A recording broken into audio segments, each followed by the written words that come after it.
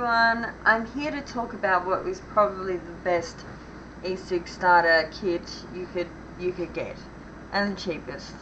There's a lot of hype around the place, and different websites selling you different kits, and in the end most of them are either a KR808D-1 or a 510. Now the 510, something I didn't know 2 and a bit years ago, almost 3 years ago, yeah, when I started vaping, was that there was just those two different kinds. And basically what I'm showing you today is this battery here, which is actually smaller than most of the KR batteries that I've shown you before. It cost me I think $8 for the battery, and then the cartomizer is about $6 for a packet of 5. So it's very much different kind of price point than a lot of your pre-packaged stuff. And I'll show you, I've got a automatic battery, and I've also got a manual battery that's got a little button on it, and a personal charging case, and I'll just show you how all of those work. So when you start, we first switch over from smoking to vaping. What you probably want is an automatic battery, because you feel like it's more like smoking, and the problem that comes up is that there is a cutoff. There's a safety cutoff when you're using a 510 or a KR808D-1. There's a cutoff. Sorry, I'm a bit parched today. It's allergy season. It's 30 degrees outside, Celsius, and very polleny. Anyway, so what you end up having to do is to suck on it quite a bit, like you would have seen in my other videos with the KRs, and take primer puffs. So I'll show you.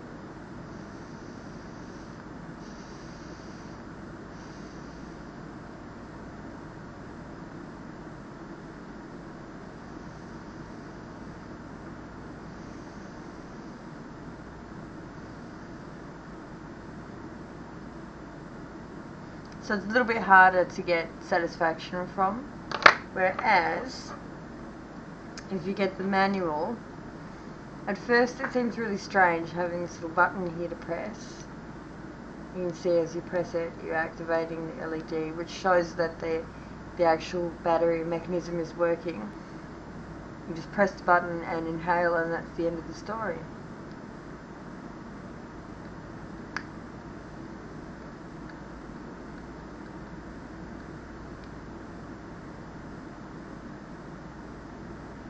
And you tend to get a lot more vapor that way as well.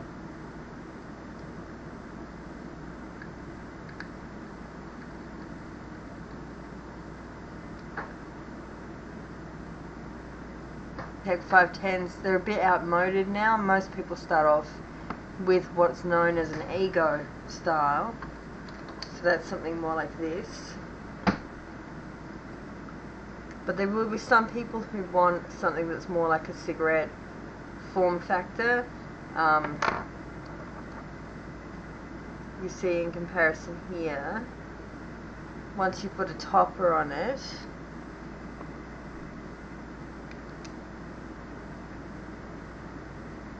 this is an iClear 30S. So once you put a topper on it, obviously I would have a beauty ring here normally. It's quite a lot bigger and chunkier. A lot of people will still, no matter what, even though they'll be told just get an ego, because the ego is much more convenient, they will want the cigarette-like form factor. Sorry about the camera keeps adjusting the exposure because it's so bright outside, shining in through the curtains. Anyway, so basically even though it seems kind of weird to use a battery with a button on it, you end up just sort of putting your hand around it and just going like this.